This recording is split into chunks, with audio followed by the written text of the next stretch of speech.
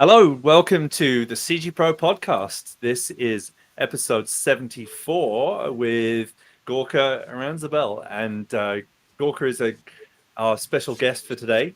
He is a independent game developer, founder and CEO of Gorka Games Studios, and has in a short time done an amazing number of things. I'm looking forward to getting into those today.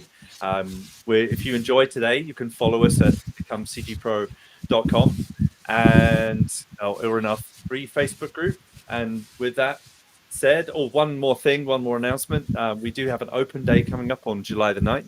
So sign up for that if you want to come and check it out. We have a Mad Max theme to this open day. So come and check out some cool art and meet the CG Pro team. And with that said, Gorka, it's a great pleasure to have you with us today. Thanks for joining us. Hey everyone, it's a pleasure to be here. Pleasure to have you here. And you are beaming in from sunny and, getting into evening time, Yeah, Lanzarote. So from the for Canary people, Islands here in Spain, weather is nice. Maybe there's some wind in the background, but it will add, I guess, to the tropical atmosphere. So, you know, I guess absolutely. it will show that with game that you can also work from everywhere, right? So that's cool stuff. Yeah, absolutely. Yeah, really, really great point that the world has become a very connected place and that we can do this live across that expanse of the planet, and also that you're able to do what you do, not having to be in Irvine in California in a Mm. place with lots of game studios. You're representing a I think somewhat new movement in indie game development, and I'm really looking forward to getting into Oh, that. thank But you. yeah, no, absolutely. I'd love to hear a little bit more about you and how you got started with all of this. Was this something? I know that you started when you were like 8 years old, but it was a bit like me with computer graphics. So I was around a similar kind of age. Um, but what was there something in particular that made you want to get started with actually making your own games? I know you're probably playing them, but there's a big transition to actually start creating Yeah. them yourself. What was it that got you going with actually making your own games? Yeah, so as you mentioned, I began pretty early. At 8, I began interested, in basically programming and making my own games. Really, the start comes from just one day thinking, what a cool feature will be, to add into this game, right? And, we need to wait until the developers listen to us and the game studios listen to us and implement it, right? So it was like, what if I could just like make my own game? Or things like that, right? So it was literally just a random day, a random Google search, right, on how to kind of get started with games, and just finding out that this huge programming and coding universe is out there. I also have to mention that from the start, my dad has really it's always really in the tech world, right? And he also pushed me to overall learn programming because I mean, look at it right now. With AI and all this stuff, it's really a big industry moving on. So really, like it was just overall wanting to try something new. Mini Gorka, just wanting to do something different. Was there a particular game that got you interested, or one that kind of really tipped you over into thinking, no, I don't just want to consume this, I want to actually do it? Good question. I mean, there's probably a list of games that I can think of. On top of my head, what is it? Probably like Minecraft. In the early Mm. days, like I guess that a lot of people, especially playing on console, right? That there's no mods, things like that. It was like I just want to go ahead and add my own new animal running around my farm. Some of that. So I guess probably that game was the one that kind of set the bar for me in terms of this thought on adding new things into games. Right. Because I guess that it's customizable by nature. It's like it's a game designed to do that, right? Yeah, yeah. I mean, in PC, of course, that game has its own, community of modders and things like that. But on console, it was purely, at least back in the day, limited to what the studio would add. and me and others wanted to add new things, and overall, you know, it's how we ended here, I guess. Right. Yeah, no, that's it's really interesting just to think of some the points in time that inspired you to want to make a decision, to switch over. It sounds like Yeah. you got some inspiration from your dad and the things that he'd Yes. experienced and his encouragement, which is awesome. But also your own experiences and wanting to pursue it. What did you start by doing? Obviously customizing Minecraft, but what were some early things that you did in terms of maybe programming or modding? That's, as you said, is something hard to do on consoles, but PC modding's been going for a long time. What were some early kind of things that you started to explore? Yeah, so actually, I didn't even begin with modding Minecraft or any game. Basically, I began just learning the fundamentals of programming. I Mm, mean, also I got feedback from my dad, and what we did was basically search for simple online kind of websites to learn to code and program. So I don't remember the names or anything like that, but it was basically some little websites out there that used like games, very simple in 2D to learn how to make code, right? By blogs. It wasn't even like text, because I was like at the time, as we mentioned, 8 years old.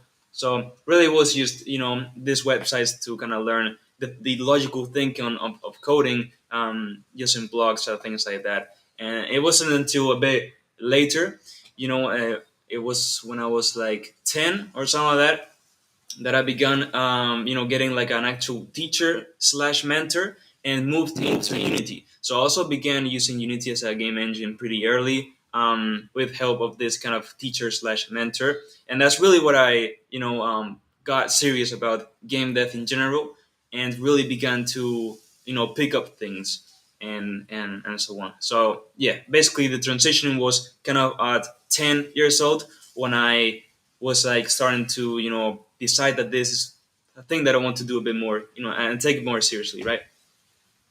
right. So stepping into Unity, where it's quite rich as an environment, but quite technical, and you have to learn.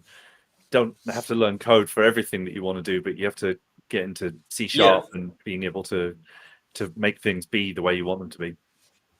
Yeah, so I mean, it was a jump, of course, like I mentioned, from this, websites of just using blogs to actual code C sharp. That's why it was fundamental for me, and to just pick up a teacher and actually sit and learn. So of course, like everyone, it took a couple of years to kind of understand how code as C sharp works, how to use it within Unity, and so on.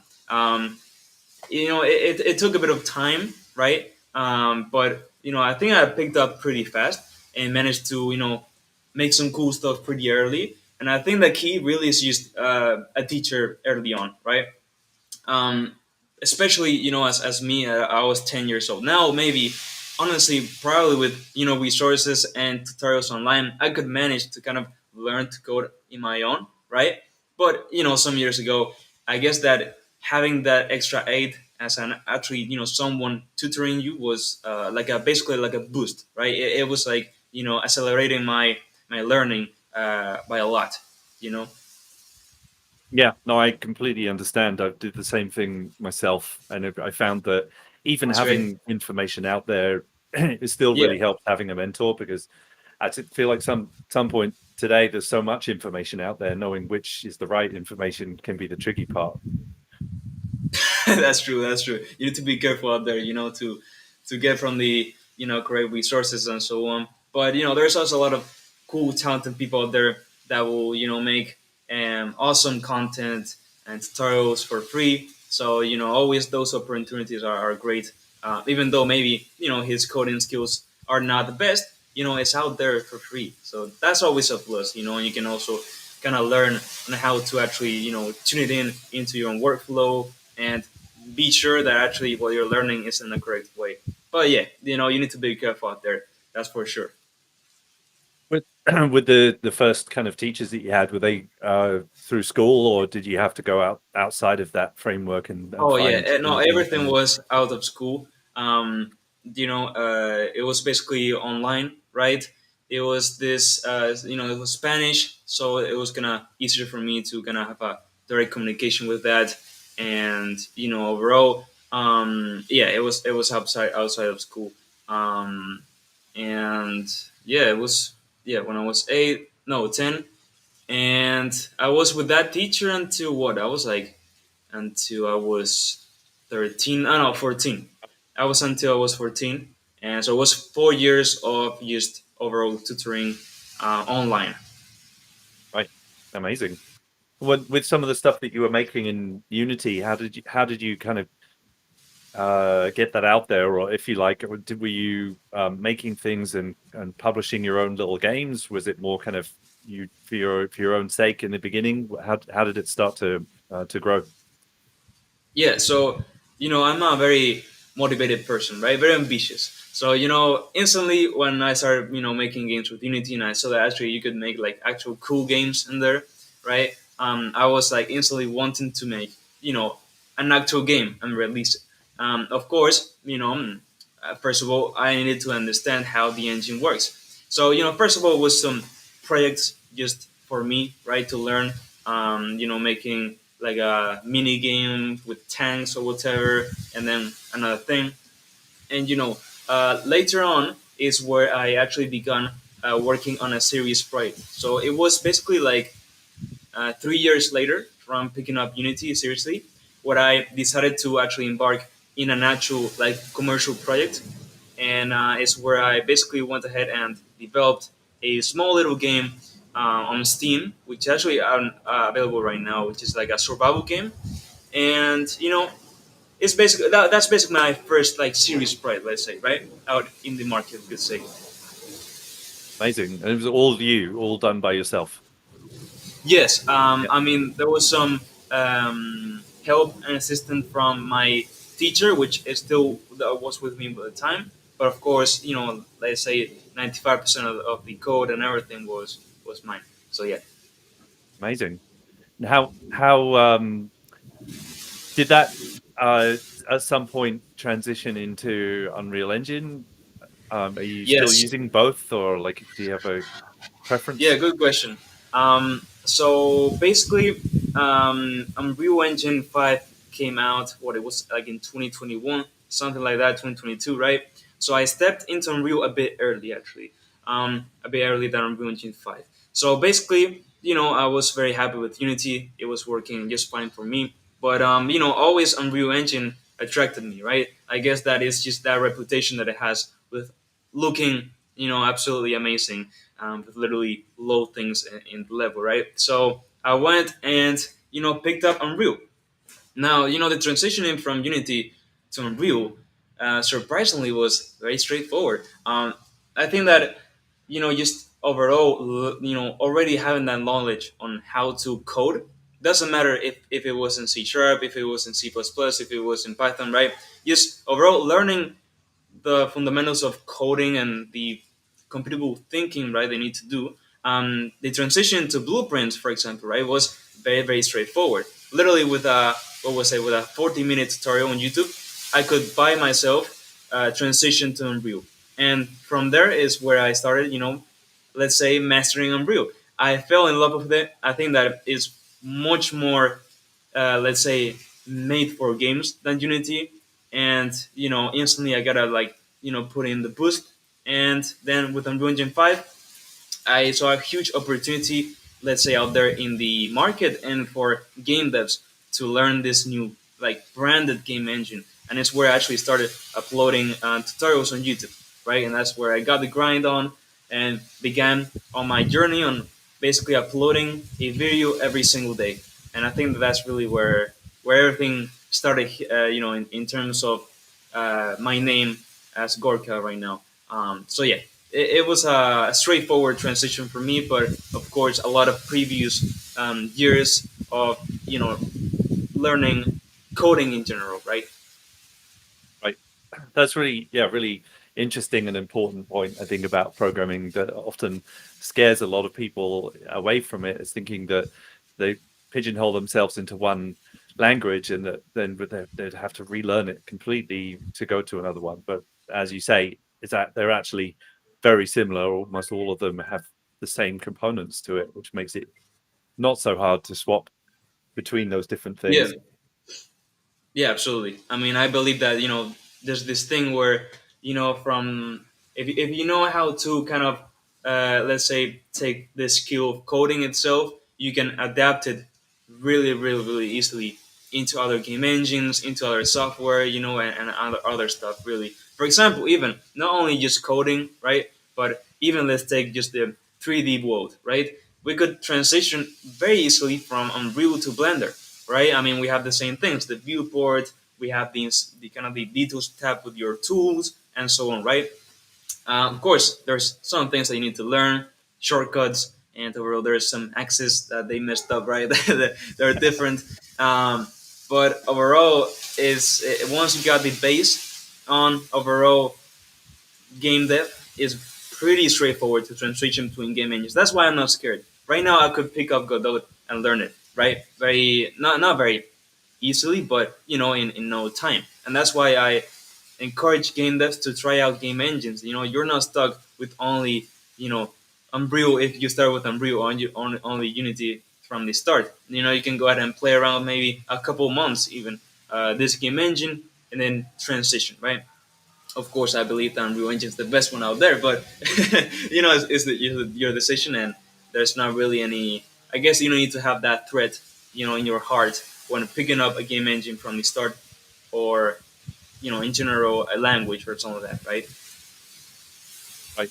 Yeah, it's very encouraging for people to hear that. I think that when you learn something that these skills are very transferable, as you're saying. You learn something in one area and it opens it. Even outside of games, you can learn something. The things that you're learning and you have learned in programming and in 3D, they're all applied to a huge number of industries now. Yeah, that's true. That's true. That's why it doesn't really matter, even if it's not even coding. It could be 3D in general, from Unity to Blender or something similar. So I guess that's really also like one of the strengths on overall the industry here on let's say 3D, right? Like, yeah, the demand for these skills, I think, is on the increase. But so it sounds like it was the point at which you picked up Unreal that was the point that you started doing the tutorials and creating your YouTube channel, which has become really successful. What uh, what was the? Do you remember the moment that you decided to start your own YouTube channel and why you wanted to do it? Yeah, I remember that exactly. So, I mean, the YouTube channel, I have it also since I was 8 years old. So, I guess that when I was eight, I don't know, I had this, I got this, boost in my ambition, right? And did like a lot of things. But overall, of course, I uploaded, just me playing games, being dumb, right? And it was until like I mentioned, began with Unreal Engine 5, where I saw this huge opportunity to teach people, this new game engine and to this new game that's out there, right? So basically, the day that I decided was again just a random day. I was on YouTube and I, had this video popped up on my feed, which was from vidIQ. It's basically like this channel where it helps you to grow your YouTube things, things like that. And I essentially, just clicked on the video, and it was like how to gain, 1,000 subscribers in a month or something like that, right? And I was like, wait, why don't I try like seriously to create content? And I think that now that I just saw that Unreal Engine 5 came out, and a lot of people was like requesting learning resources, I was like, I guess that this is a huge opportunity. Like, why wait like a month or something like that. So that same day, I went up, opened up OBS, right? Opened up Unreal Engine, and just decided on a tutorial, which I still remember, which is how to add wind into your Quixel grass. Very Right, topical. straight to the point. Yeah. Yeah. And just went and I started to upload. And that day, I also decided that I would like be very consistent and upload every single day. And I've Wow. pretty much managed to keep that over these 2 years.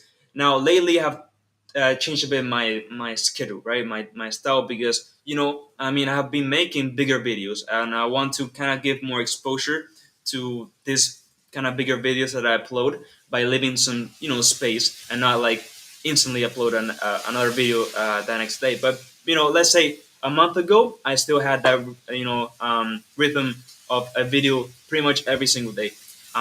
So I guess that is just the decisioning something and discipline, let's say, and it's really how you progress, with these things. Right. You found it helped you as well making those videos. Oh yeah, I mean, of course, making I have nearly 700 tutorials. Wow.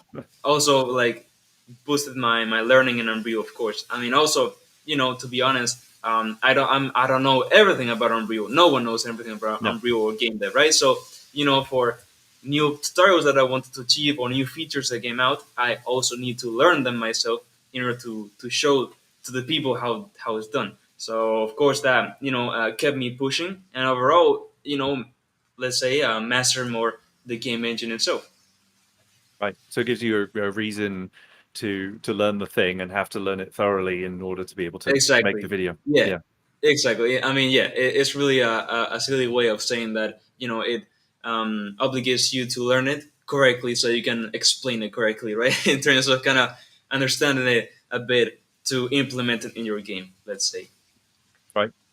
Yeah, it's the gift of teaching is that you have to or you should learn something properly so that you can convey it to somebody else. That's And right. yeah, Yeah. I often find I run a school at this point, so I very much resonate with that, and having to that's one of the gifts of it. Being able to help people is wonderful and very rewarding.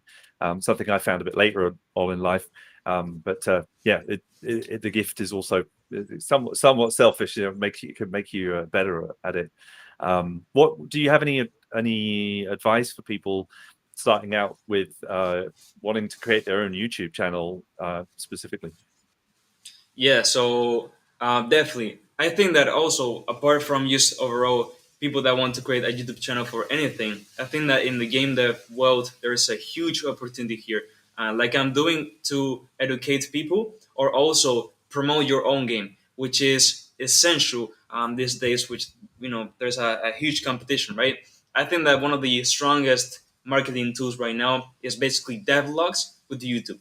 So for the people that want to just overall start to make videos on YouTube, I believe that the first thing they should do is find their niche. Right? Everyone says that, but it's true. You need to specialize on one thing. You cannot just go all over the place. So for example, in my case, it was teaching Unreal Engine 5. Right? For you, it might be creating challenge videos on making a game in 24 hours, things like that. There's also a lot of popular videos on that topics, right? So is first of all find your niche, and then just go ahead and get to work, right? I mean, like I said, my trick was to kind of set myself a goal, and upload a video every single day. And I also went ahead and did this in summer, so it was easier for me because I would have more time, right? So also a bit the kind of the convenience, but there's a very I think strong piece of advice here, which is overall, if you want to start a YouTube channel, start now. Like why wait?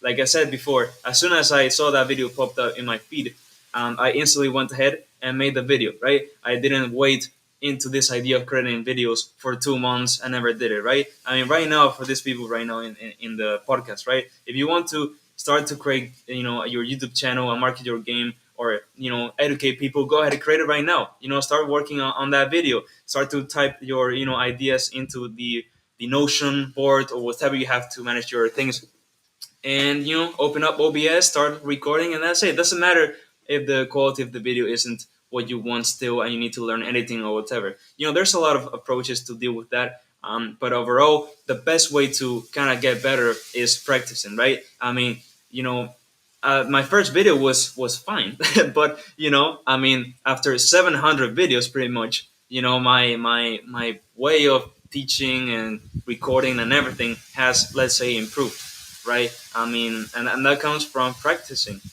So for everyone that wants to, for example, create a YouTube channel, go ahead, find your niche, put in the discipline, right? You will actually post, regularly, and start now. Why wait?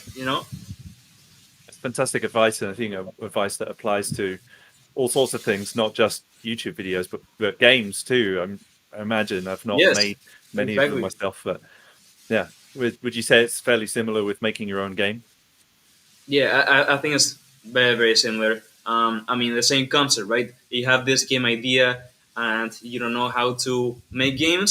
Start to learn how to make games, right? Open up YouTube, pick up a good tutorial. I mean, I'm not saying that you should go to my channel, but I have good content there, right? And You should go just to his start. channel. Yeah, yeah, yeah. I mean, I'm just saying I have over nearly 700 tutorials out there, so it's a huge library, right? I think it's a huge opportunity for you to learn. But yeah, overall is just I guess planning out your journey and starting right now. I think that's the trick, really. With discipline and motivation, right? I think that discipline is more important than motivation. Motivation comes in a short term, and at the beginning is what you need to get started and to light up that discipline that you need for the rest of the day. I mean, for example, in my case, there's days that I don't want to make a video. There's days that I didn't want to edit a 3 hour masterclass that I did. Things like that. But it's just the discipline that keeps you going. The same for making a game, right? Maybe one day you don't want to code that replicated inventory system using C++ structs and sync it into I don't know Amazon servers for your MMO, right? But you need to do it, right? And it's the only way to keep going. So overall, I guess that really that's I guess the trick to keep going, and complete tasks, especially your game. Right. Yeah, no, I want to ask you more about that. You have a good number of your followers here saying some very cool stuff in the chat, just so you know, and Nice. we got Yeah, some I cannot questions really see coming up. this because I have only one tab opened, which is the platform for streaming. But I imagine there's some people here. That's Yeah, cool. yeah, there's definitely got some friends here saying nice things about your what you do and what you contribute to the world, and how you've inspired them. So and some questions Well, nice. coming up as well. I'll bring up in a second. Yes. One interesting comment from somebody says the Unreal Master is an actual real person. I'm a real person. I'm not AI or a robot. Here I am. Yep, absolutely. And but I want to ask you about one of the points you just made, because that the D word, discipline, is a really and versus motivation, because the motivation doesn't last, right? It's something which can Yes. kick you off in a moment, but what you need to finish something that, like a movie that could take 4 years to make, or a game that might take longer than that to make, Yeah. is that how do you approach discipline? How do you approach those moments? Because we all have them where we have a challenging time, or you just don't feel well, or you don't feel like you want to do the thing you want to do that day, you're supposed to do that day. How do you get yourself through those challenging moments with discipline? Yeah, good question. I mean, well, from the start, on every case, I have my own goal, right? I want to achieve something, right? And from very little, we all have our goals or whatever we want to do.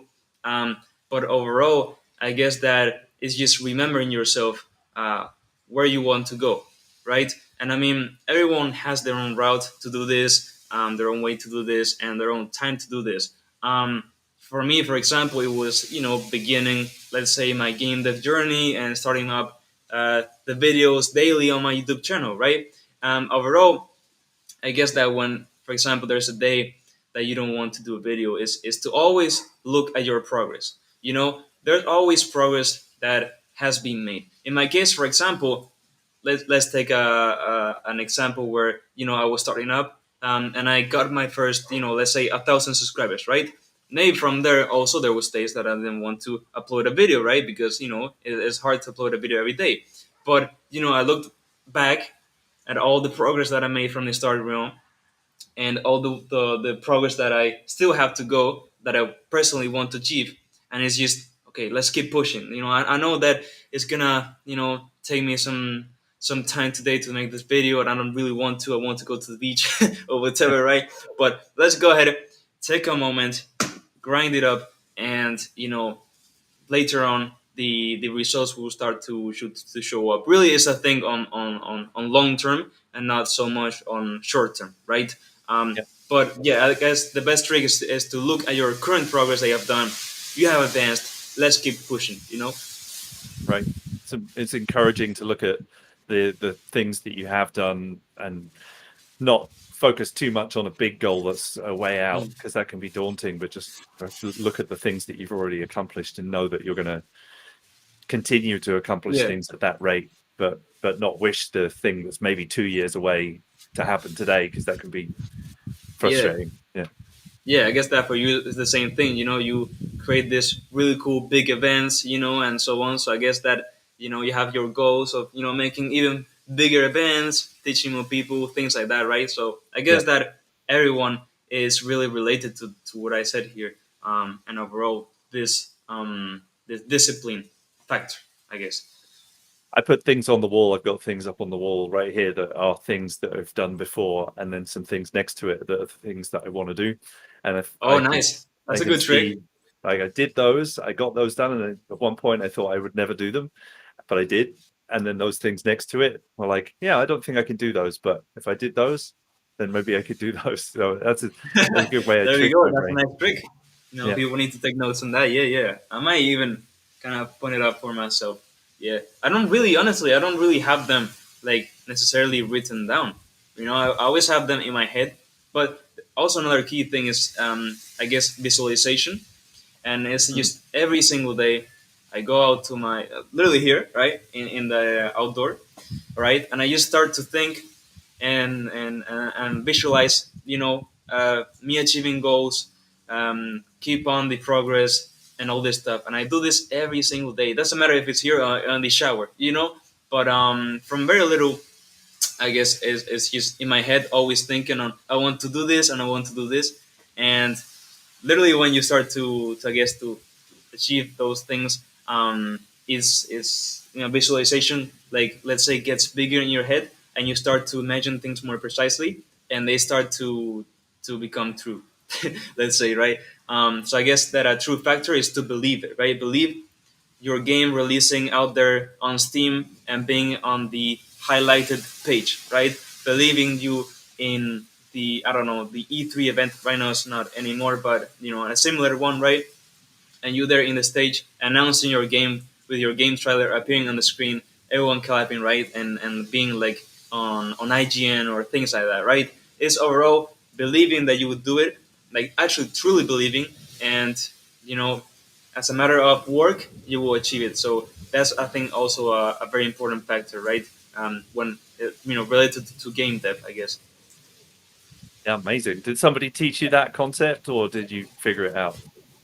Well, from very little, my dad is a very good mentor. Mm, He always sounds like it. told me to, yeah. So even like maybe not, of course, necessarily on game dev, right? But on, for example, let's say very little at school, where I had like a sports tournament or an exam or something like that, right?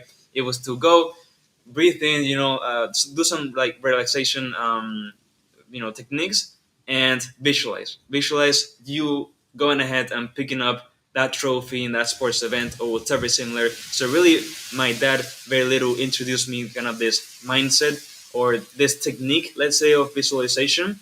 And I guess that instantly, subconsciously, it came into me, right? And since then, every single day I'm like over there just visualizing different things going on.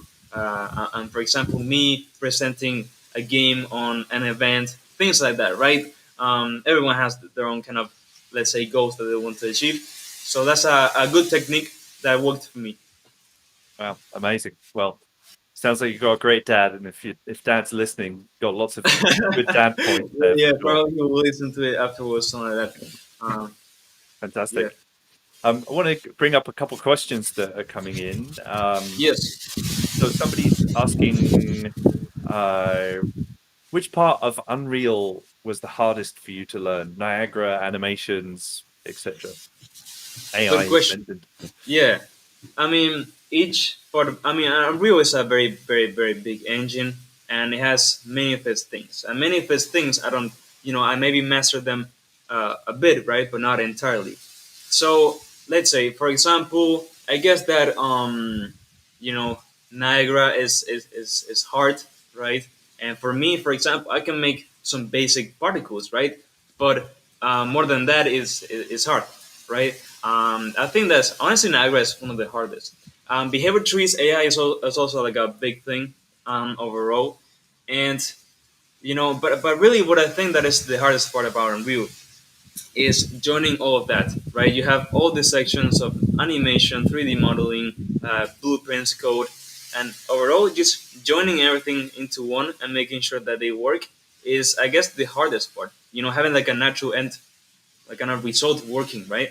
And also, I guess that the hardest part was stepping up in terms of blueprints, so things like practices like not having all your code in one character blueprint, right? Splitting everything into multiple actor components, using databases. Overall, it's just learning more, let's say, parts about Unreal and knowing how to combine them and use them all together. I think that's really the hardest part. There's no specific one, but it's overall making everything just sync together, right? And in my case, I think it was kind of that area, right, where you step up a bit into more of an advanced level and start to use more of their cool, features in Unreal. Right.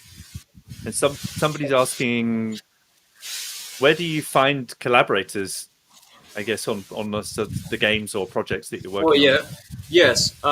So for example, I make, for the people that don't know, I participate, every so often in game jams, or recently I released a video where I invited 10 game devs to like compete on a video to make the best game under an hour, things like that. Overall, I do it in my Discord server. So the link will be available in all my videos.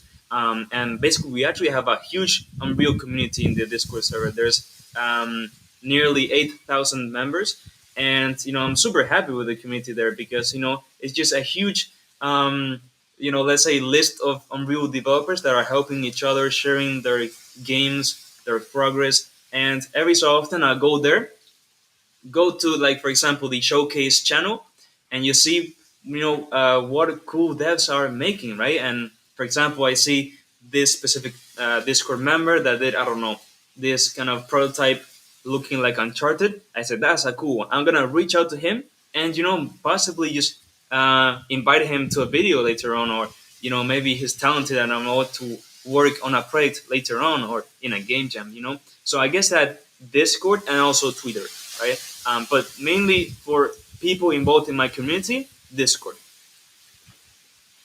Amazing. Well, that ties into a little bit to another question that came up from our own Lily Tuttle. She is asking, do you find it hard to not be connected to the game industry where you currently live versus being, say, in a more concentrated area of game companies like Southern California or Yeah, good wherever? question. Good question. Well, actually, not really. I mean, first of all, is that I've been, living all my life in the Canary Islands, right? In this little island. Of course, I've, gone to different parts, like, let's say, that are more connected, like even Silicon Valley itself, right? Where I was crazy, right? All these tech companies over there. So I haven't tried the other side of actually like living and working there, but from what I've experienced and from what a lot of other people in our community say, it doesn't really matter because now the online world is just so big that you can do everything from from where you want, right? Especially game dev. Game dev. The majority of studios lately, especially indies, right, all work online, right? They don't have like a Right. set studio anymore, right? I mean, I'm speaking very broadly, but there's a very very big number of serious studios right now that work all online and they don't have like a set studio. So I think that's really important. That you don't need to spend all that money if you want to make like a studio on renting out an office and all this stuff. You can do it online in a Discord call, right? Organize everything from there. So I think that's very important. One of the silver linings of COVID is everybody realized that we could do that. Yeah, well, the only good thing I guess Yeah. about that. pushed a lot of things forward in remote working, and lots of virtual Yeah. production made huge advances. Yes. In that terms, Really, yes. Yeah. yeah, yeah. Absolutely. Everything that you difficult that you go through is always a gift. Somebody's saying here he's like the Tony Robbins of indie game dev right now. That's a funny quote. All the Yeah. I think I went motivated myself a lot there in my speech, but yeah. it's really important, I think, for people to understand that it's what's possible. I think you're showing that example to people of what's possible, and also how you do it, breaking it down to something that's really quite straightforward. It's not people's, I think, often look at people who've achieved bigger things and think that there's some magic to them. I'm not saying there's not any magic to you, but the way you're breaking it down is sharing with people that it's habits, and those are quite fairly straightforward, and Yeah. I think that's the Yeah, useful part. absolutely. I see that all the time. People like, for example, in the comments in my video saying, "Oh, I would love to have my game out there in Steam selling, and YouTubers play it." And it's like, well, you actually can. It's Mm. just getting to it. It's not so much about thinking it. Also, of course, like I explained before, but actually, starting up and getting to it. So everyone can achieve it. I'm a normal person like everyone. Like it's just going ahead and get into it, I guess. I love that about this conversation about how relatable it is. It's very practical advice that you're giving to people, basically, and talking about the habits, the things that you do daily, the visualization, the goal setting, the many things that Tony Robbins does talk about. But in this context, it applies the Yeah, same well, way. interesting because I haven't actually listened to Toby Robbins or similar. But yeah, It's the same concepts. A lot of different people yeah, talk about that. I I guess think it's what works, right? yeah, and what works is more, I think, more straightforward than people imagine most of the time. I think people distance themselves from big goals and thinking that they're unattainable, but really, as you're saying, they are achievable if you just take it one little piece at a time and Yeah, do that. absolutely. Consistency is the key, though, right? Yeah. I definitely believe that. I think that discipline and consistency work together to overall, achieve what you want, I guess. How much is community important to you in terms of continuing to be motivated and continuing to keep moving? Wow, very, very good question. You know, Overall, the community is really what kept me to push forward, really, in the YouTube side of things, right? From the start, I guess that, since I started to produce tutorials and videos and people started to find them, helpful, overall, the feedback allowed me to keep pushing and to also believe in myself, right? It's very important because maybe from the start, and it happened to me. I believe that, well, my tutorial maybe is it's not maybe so great, but then when you receive the feedback, it's like, oh, actually, it's better than what I thought, and actually, I'm better explaining things also from what I thought, right? So overall, it's just the feedback what kept me pushing on, and it played a very important role to grow my YouTube channel, definitely, and also learn Unreal Engine for myself, right? Because it motivated me, right, to go ahead and keep on with the engine and believe that it was also the correct decision, and things like that. So definitely the community played a huge role, and that's why I also give so much to it, right?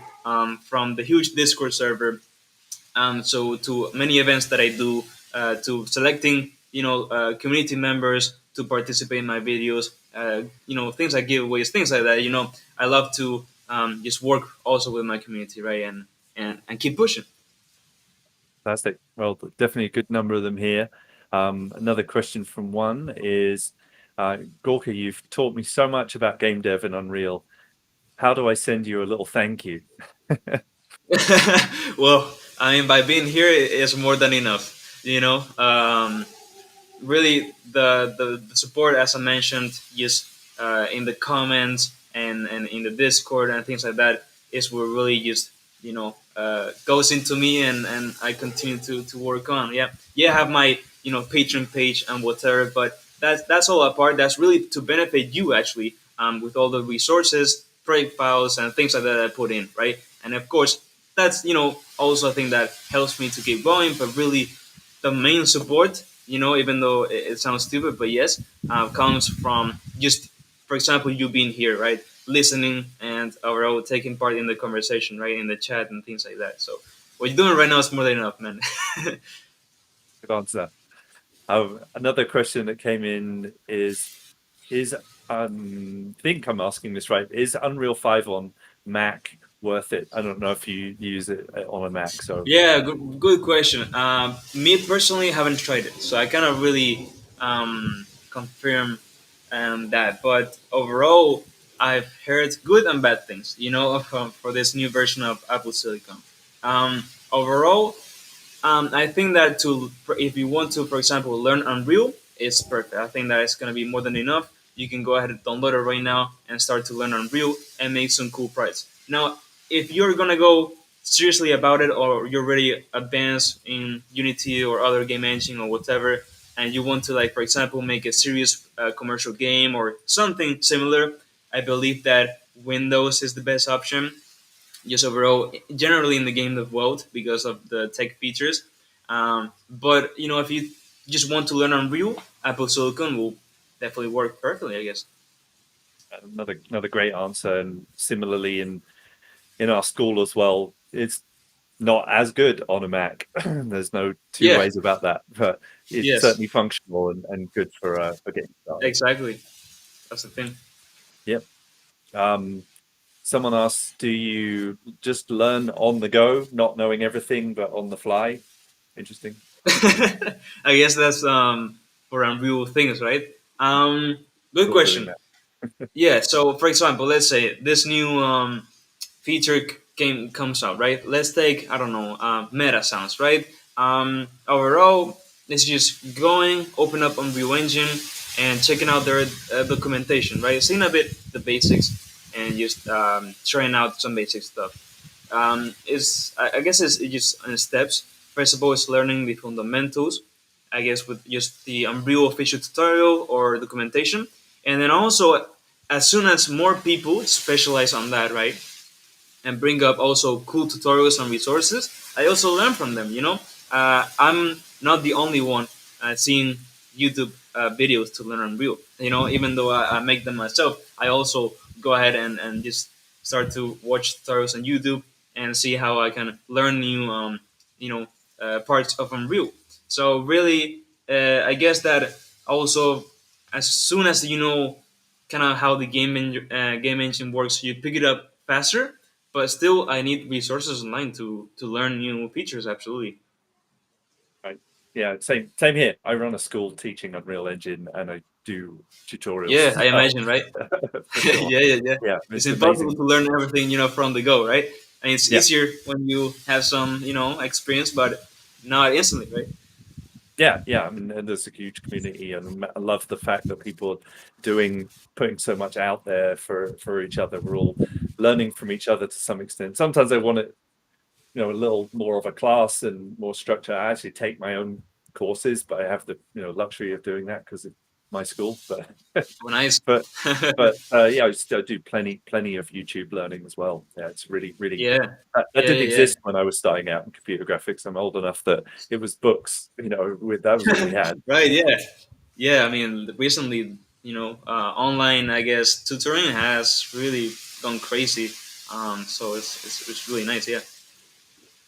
Somebody is asking about your pipeline for recording and publishing your videos. Oh, good question. So I have, let's say, perfected my workflow, right, to enable me to make a video pretty much every single day. So what I have is, first of all, a big Notion board, right? I have a big dashboard. It's absolutely huge with literally, like, let's say, hundreds of video ideas. So what I do is every day just go ahead and pick one, right?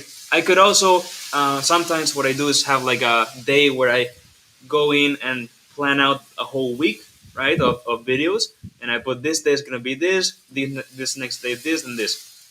But a lot of days I just pick up a video that I like, and as soon as I have that topic, what I do is decide what I need. Do I need a 3D model to download before starting the video or not. Do I need like a sword? Do I need like a sound if you're making a tutorial involving that? If so, I go ahead and pick it up, and if not, I just go ahead and open up Unreal Engine.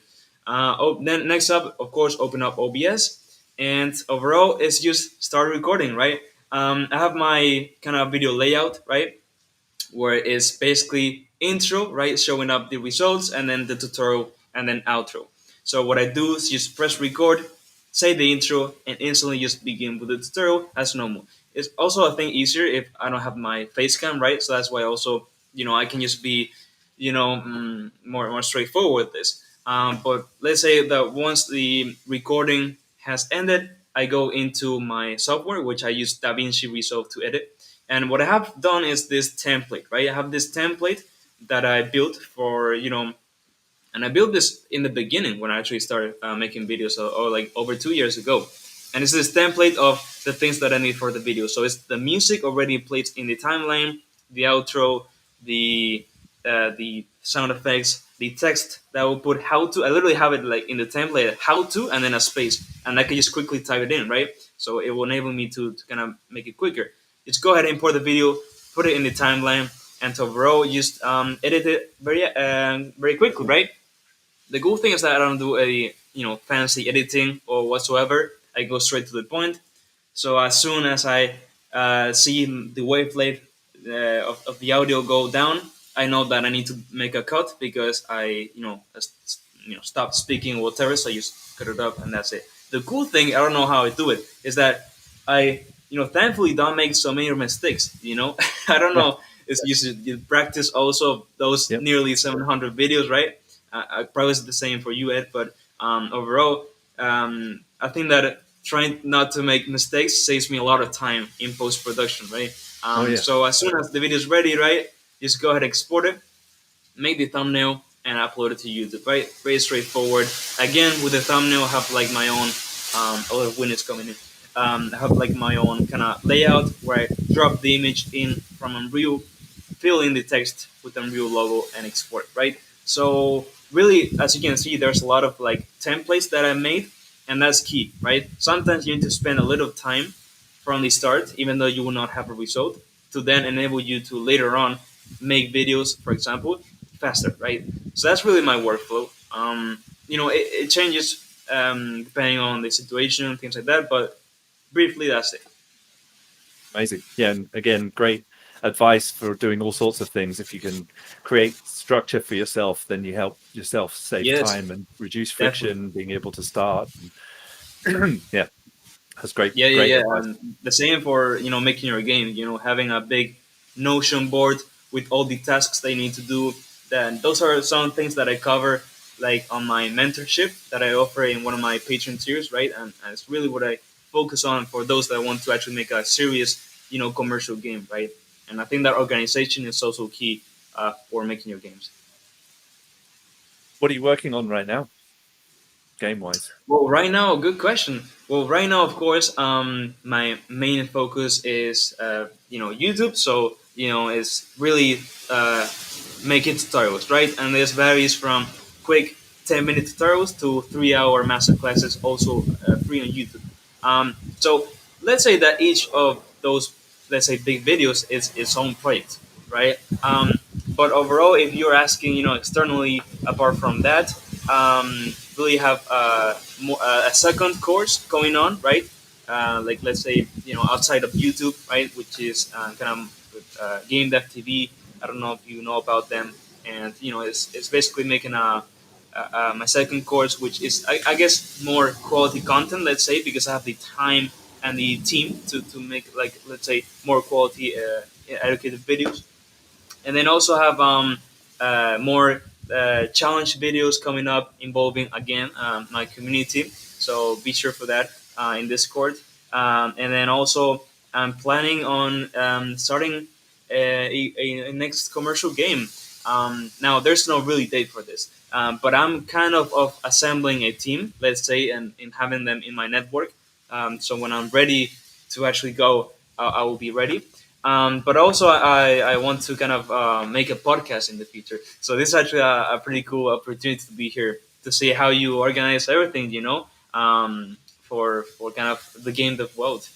So yeah, that's kind of my plans right now. There's more that I don't, I'm not gonna share because surprise, right? Yeah, But yeah, that those are the overview, I guess we could say.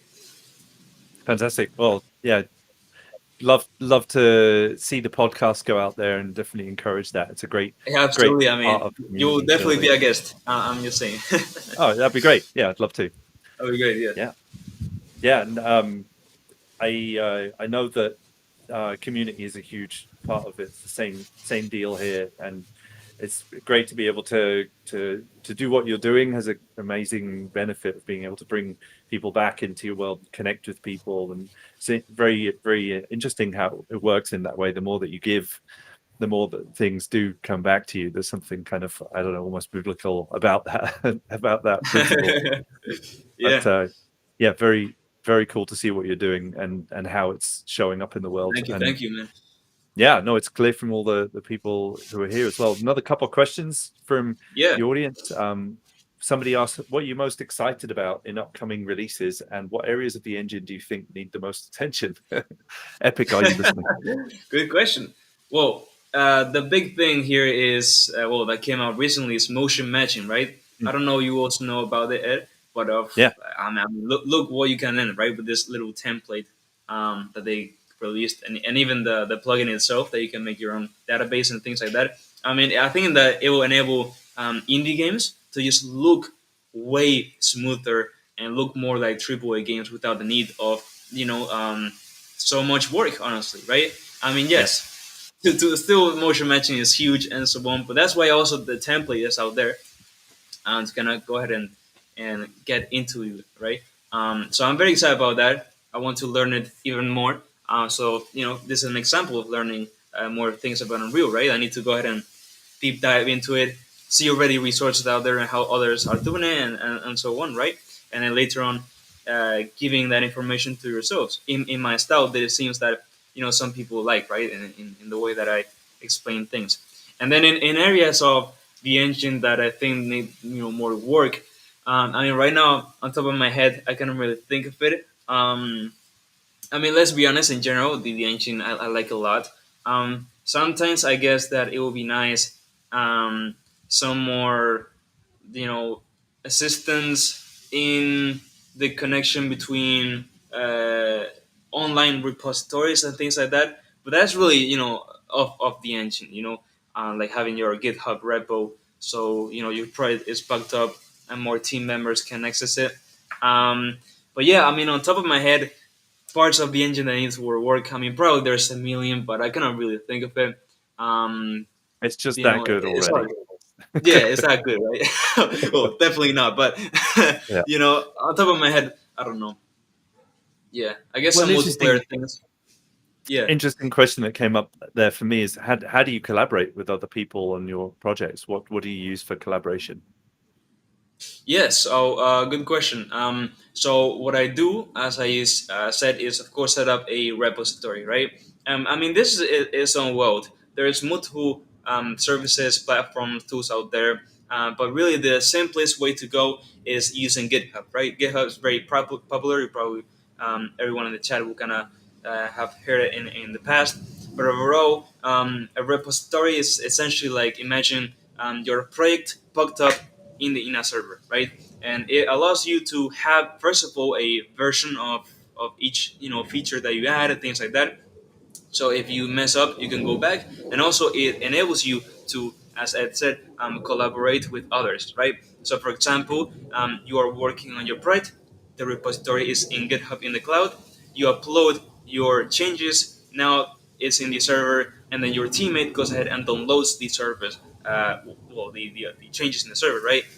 And now it enables the other person to have the changes, right? And you don't need to like imagine manually change the hard drive and things like that. That's stupid, right? Now we have the tools to do all this online. So GitHub is the way to go.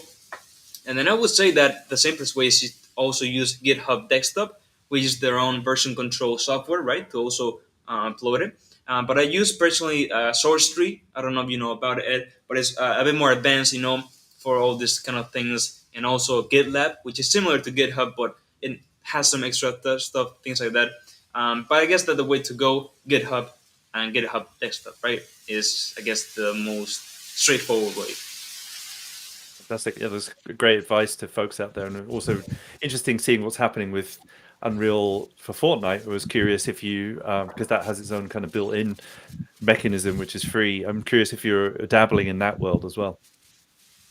Yeah, so actually, good question. I haven't actually uh, gone so much into Unreal 4, and I have played around with it a bit, but honestly, not so much. I don't know. It doesn't drive me crazy. I think it's cool, but overall, I prefer to kind of go into the native Unreal Engine and kind of build, uh, the majority of the systems by myself. But I think that for a lot of people, especially new ones that don't want to learn Unreal specifically or game dev, can use Unreal Editor for Fortnite to learn way easier, right? Because I mean, things are made already, and you can just drag and drop, for example, the uh, weapon spawner, and it will work. You can pick it up, things like that, right? So I think there's a huge opportunity, but personally I haven't dived so much into it, but it's something that I want to do more often. Cool. Yeah, it's great. I think it's great advice there for people starting out, because it does remove a lot of the friction, things that can take years to learn in Yeah, the main that's engine. true. Yeah, Yeah. really good call. Some last question here we got from the audience, as we're wrapping up, Yeah. is what should you focus on before doing actual projects? I already know the basics and have some knowledge of C++, but not in game dev. Yeah, so in terms of knowledge, on like technical knowledge, there's not really an exact, formula or amount of features that you need to learn, right? But of course, everyone has their own, like, let's say, knowledge and, let's say, level on where they decide to step up into an actual project. I would say that overall, learning, let's take Unreal, for example, learning the basics of blueprints, right? How to make them work, how to create, let's say, actors that can move around. For example, simple AI that can, pick a random point, go to you and attack, kind of that area, right? Is what really I think you're gonna need to start to create games. The same for materials, really learning the basics on just dragging up the albedo textures, the specular with their appropriate outputs is really what you need. So really, I mean, with the basics, you can start to get into it, right? I guess that when you step it up is where you start to use your, for example, your code more modular, right, and split things into different classes and so on. And it's things that will, make the project a bit more, let's say, efficient in the long term, but are not really necessary, right, for the beginning. Um, but yeah, I mean, really, as you go, you will start to kind of know if you are manageable for a project, right? Great answer. I mean, I used to be a software developer in my previous life, so I've lived that reality a Nice. little bit. Yeah, I imagine. Yeah. Yeah, great advice all round.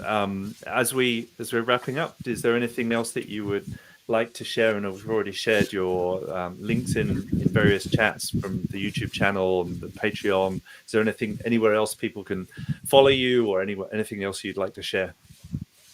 Yeah, well, really, I mean, like I mentioned, the priority one is YouTube, right? Where you have nearly 700 videos, right? I guess it's a huge library if you want to learn Unreal and game dev in general. I mean, imagine if you were to watch all those 700. Like, I mean, you would like master everything, right?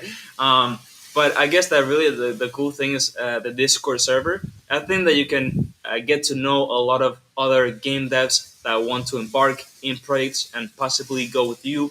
You will also have the opportunity to to kind of have my help, right? And maybe we solve some things. You can get help from others, share your progress, and also potentially get noticed by me and invited into one of my videos to work or something similar, right? Because I'm always every single day in my Discord just going ahead and checking everything up. um, so my Discord is basically Gorka Games, literally just type like that. I mean, you can search it on the Discovery server, or you can also access it through the link. It's all my videos. I don't know if I can pull up the link here, but basically, Gorka Games is the same name as my channel. You can access it also through my Discovery channel. So yeah, basically that.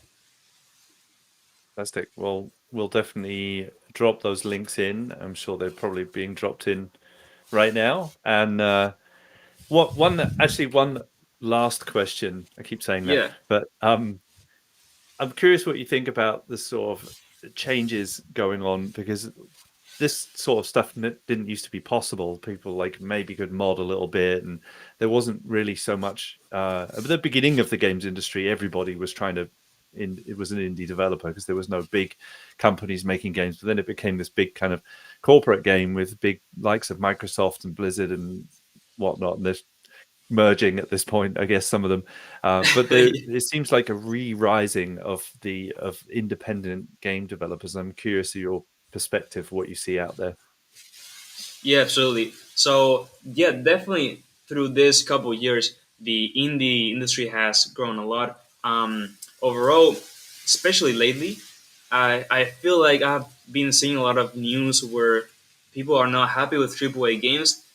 It could be like just you know trends or whatever, right? But overall, there's a lot of people looking into indie games, and I think that now is the best time to overall become also an indie game because you have all these tools available, right? First of all, everything now you can work online, right? As we kind of mentioned before, Unreal Engine is totally free. You can use it. YouTube free.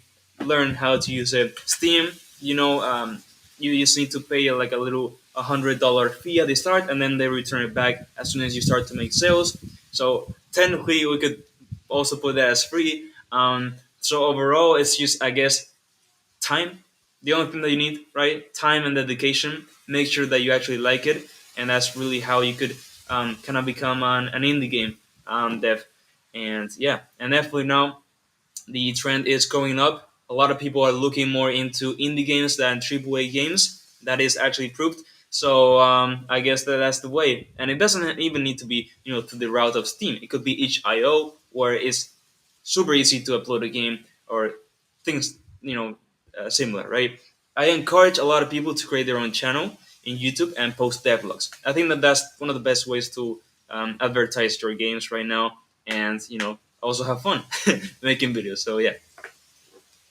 That's great. Yeah, and really great advice all around. And I think again is so applicable to most types of endeavors in life. I think beyond games, but certainly very specific to games. Very encouraging to people. I think we're seeing a lot more people becoming interested in. And I think you're showing people what's possible is really important.